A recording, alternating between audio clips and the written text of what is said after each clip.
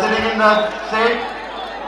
আমি প্রথমে একটা কথা বলতে চাই, আমি পলিটিক্যাল কেউ না, আমি একজন স্পোর্টসম্যান, একজন চিরগণিয়ান আর একজন প্রাউড বাংলাদেশি। আমি আজকে এই জায়গায় দাঁড়িয়ে, প্ল্যাটফর্মে দাঁড়িয়ে চিটাগাংয়ের স্পোর্টস রিলেটেড নিয়ে কিছু কথা বলতে চাই। আমি বলতে চাই, একটা সময় এমন ছিল যে সময় ক্রিকেট বলেন, ফুটবল বলেন বা অন্য যে কোনো স্পোর্টস বলেন, চিটাগাং থেকে 6 জন, 7 জন, 8 জন ন্যাশনাল টিমে রিপ্রেজেন্ট করতেন।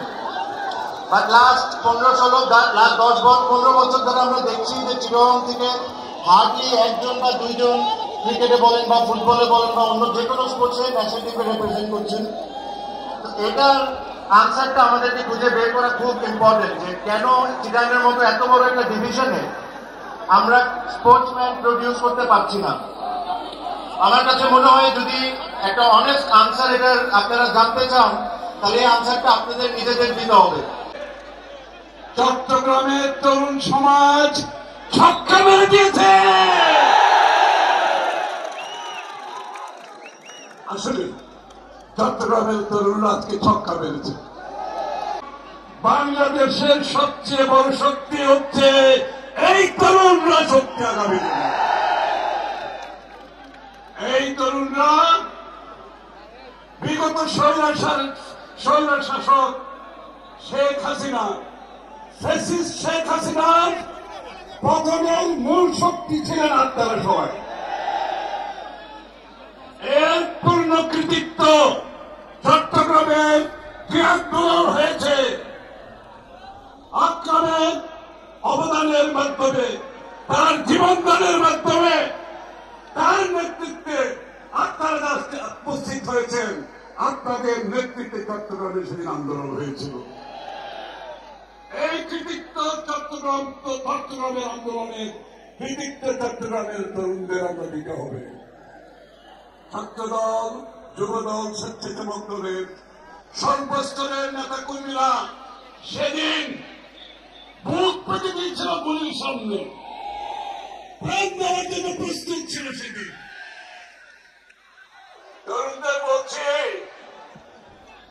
আপনারা গণতন্ত্রের জন্য লড়াই করেছেন না? আপনারা লড়াই করেছেন বাংলাদেশের মানুষের মালিকানা ফিরিয়ে দেওয়ার জন্য। আপনারা লড়াই করেছেন বাংলাদেশে মানুষের সব অধিকার ফিরে পাওয়ার জন্য। এই বাংলাদেশে এই সংগ্রামী মাটি চট্টগ্রাম, যে মাটি জন্ম দিয়েছে লাখো লাখো সৈনিকের, সেই চট্টগ্রামে আজকে মুক্ত পরিবেশে আমার তরুণ মায়েদের সামনে দাঁড়িয়ে কথা বলবার দুটো সুযোগ পাওয়া যায়।